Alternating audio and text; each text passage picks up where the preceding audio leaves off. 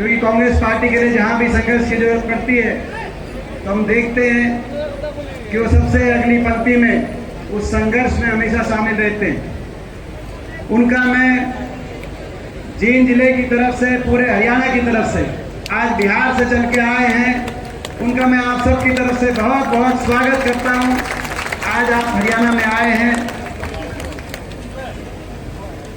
और मैं उनको निमंत्रण देना चाहता हूं कि आज आप आए। आप कह रहे थे कि ये पहला कार्यक्रम है आपका हरियाणा में। आपका अब लगातार हरियाणा में कार्यक्रम आपके होते रहे भाई साहब। आपको हम निमंत्रण देते हैं, परमानेंट निमंत्रण देते हैं। और आपने सही कहा, बदलाव हरियाणा में तय है, सरकार हमारी बन रही है। आज कर्नाटक में शपथ है, हरियाणा में अगले साल शपथ करा देंगे और आपको उसमें आपकी भूमिका उसमें रहे और आपके कार्यक्रम अब चलते रहे।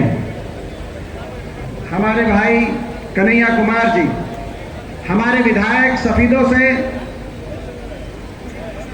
हमारे संघर्षशील साथी सुभाष देशवाल जी पूर्व विधायक, आदरणीय परमिंदर सिंह ढूल जी पूर्व विधायक, आदरणीय प्रोफेसर राम भगत जी पूर्व विधायक, दयानंद शर्मा जी, आज के हमारे कार्यक्रम के आयोजक, मेरे बहुत पुराने साथी,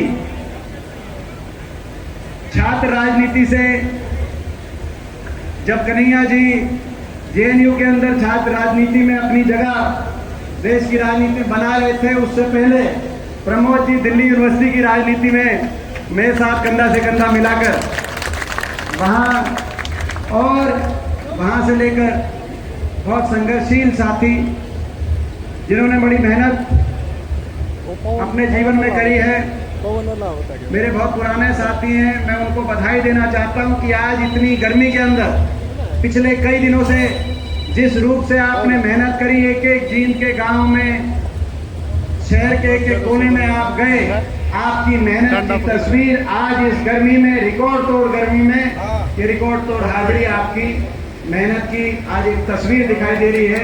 आज के इस कार्यक्रम की जबरदस्त सफलता के लिए मैं प्रमोद आपको बहुत बहुत अपनी तरफ से बधाई देता हूं और आप सबका बहुत बहुत धन्यवाद करता हूं। हमारे जींद से पूर्व मंत्री रहे स्वर्गीय मांगेराम गुप्ता जी के सुपुत्र हमारे भाई महावीर गुप्ता जी, हमारे पूर्व जिला अध्यक्ष बलराम कटवाल जी, हमारे जो कैंडिडेट रहे जुलाना से धर्मेंद्र ढोल जी, भाई प्रदीप गिल जी, ओबीसी के हमारे चेयरमैन प्रदेश के रमेश सैनी जी, हमारे भाई बलजीत रेड्डू जी, करतार सैनी जी जो अभी जो भाजपा छोड़कर कांग्रेस पार्टी में जो शामिल हुए हमारे साथ, करतार सैनी जी भाजपा छोड़कर अभी कांग्रेस पार्टी में जो शामिल हुए, जिला परिषद के चेयरमैन हमारे भाई नरेंद्र जी, भाई महावीर कंप्यूटर जी, राजू लखेना जी, वीरेंद्र गोगड़िया जी, रोहित दलाल जी, मंजीत लाठर जी, मोहित लाठर जी, संजीव बुआना जी, ये भी भाजपा, संजीव बुआना जी जुलाना हल्के से भाजपा के प्रत्याशी रहे, अभी भाजपा छोड़कर कांग्रेस पार्टी में शामिल हुए, उनका भी हम स्वागत करते हैं। संजीव बुआना जी, ओम प्रकाश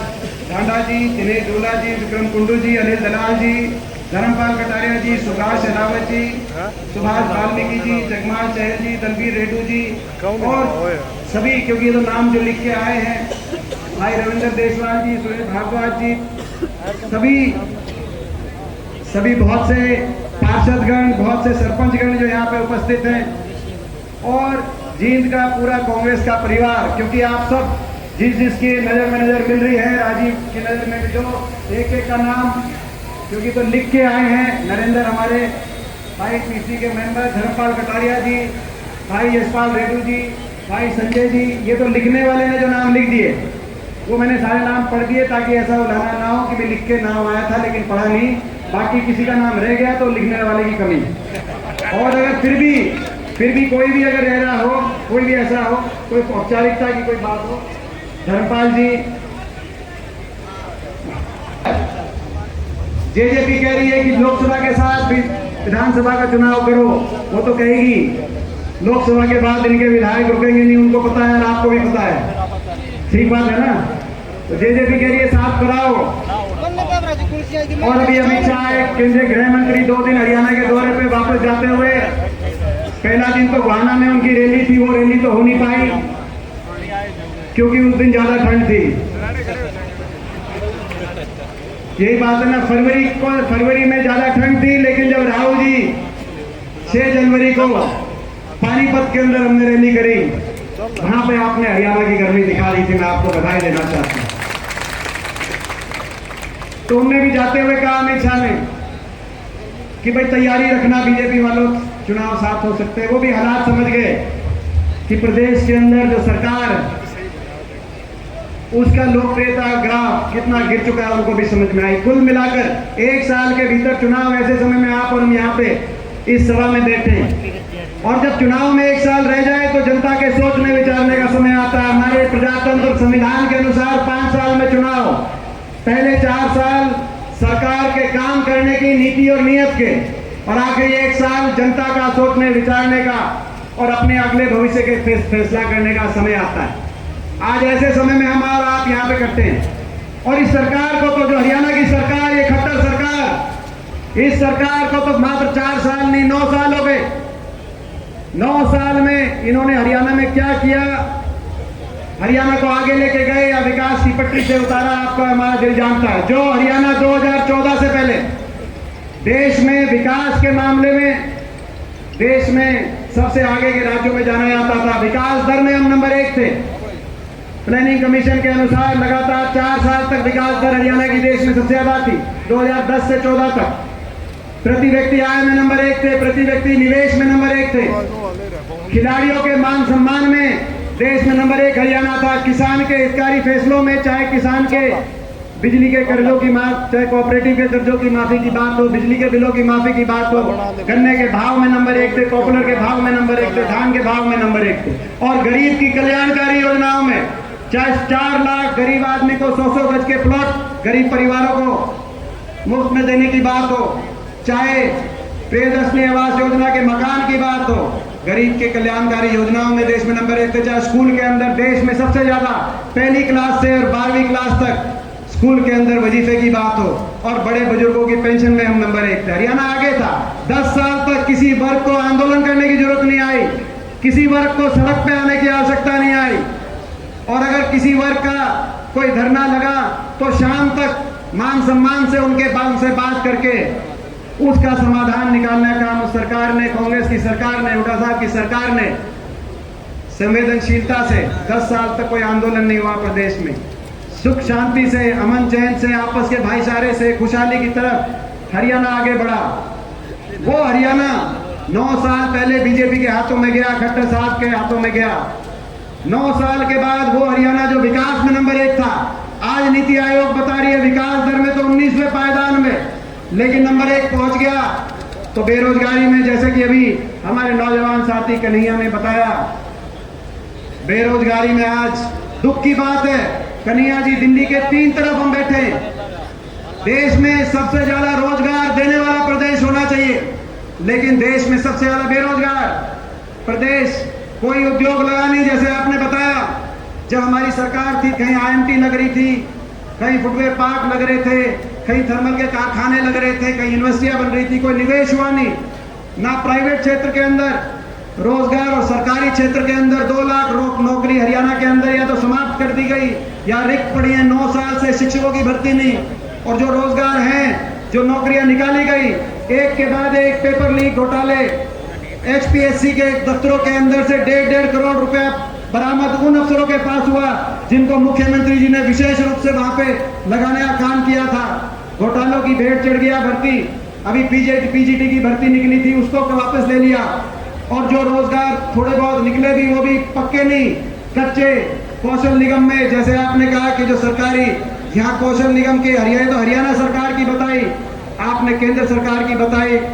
कन्हैया जी, जो अग्निवीर योजना,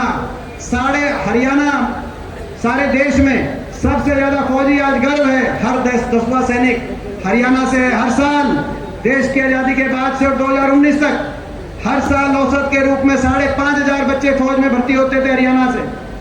2 साल भर्ती नहीं हुई कोविड के बाद, और उसके बाद अग्निपथ योजना आ गई, और इस साल केवल 925 अग्निवीर लिए गए, जिसमें से 700 4 साल के बाद बिना पेंशन के घर वापस आ जाएंगे।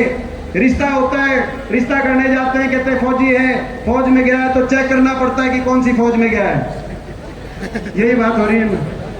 ये स्थिति, देश में सबसे ज्यादा बेरोजगारी, देश में सबसे ज्यादा महंगाई। आपने सही कहा, 400 रुपए का सिलेंडर था, तब नारा चलता था जब हमारे समय 2014 में कांग्रेस के समय 400 रुपए में सिलेंडर था, जबकि अंतर्राष्ट्रीय बाजार में इससे दुगना महंगा था। तेल अंतर्राष्ट्रीय बाजार में इससे दुगना महंगा लेते थे। डीजल, पेट्रोल, रसोई गैस का सिलेंडर सस्ता देते थे। 400 रुपए पे सिलेंडर था, नारा चलता था बहुत हुई महंगाई की मार। अब की बार भाजपा सरकार, और अब नया नारा चल रहा है। मैं देख रहा था टीवी के चैनल पे एक नया नारा है, महंगाई हुई कम क्योंकि बीजेपी में है दम। हरियाणा में नया नारा लगाया है। मैं पूछना चाहता हूं, सिलेंडर 400 से कम हुआ या 400 से कुछ बढ़ा? हमारी काकीताई बैठी हैं। आपकी बात नहीं जची हमें, क्योंकि मीडिया में तो चल रहा है, मीडिया में तो चल रहा है कि महंगाई हुई कम क्योंकि बीजेपी में दम। मीडिया में चला रहे हैं। मीडिया भी, देश की मीडिया भी किन के कहने से चलती है मुझे बताने की जरूरत नहीं। आज भ्रष्टाचार में, बेरोजगारी, महंगाई, भ्रष्टाचार, ऐसा भ्रष्टाचार ये जो सरकार बनी है, ये सरकार केवल लूट और छूट के लाइसेंस पे सरकार बनी है। मैं कन्हैया कुमार जी को बताना चाहता हूं, पहली बार हरियाणा ये आए। ये सरकार लोगों के मन दिल से सरकार नहीं बनी। लोगों ने तो सरकार पलटने का फैसला सुनाया था। 75 पार का नारा था बीजेपी का, था कि नहीं था? 75 पार का नारा बीजेपी कहती थी, 75 पार। और दुष्यंत चौटाला कहता था बीजेपी को करो जमुना पार। कहते थे कि नहीं कहते थे? मैं पूछना चाहता हूं। एक कहता था 75 पार, दूसरा कहता था बीजेपी को करो जमुना पार। इलेक्शन का नतीजा आते ही दोनों बन के जमा पक्के यार।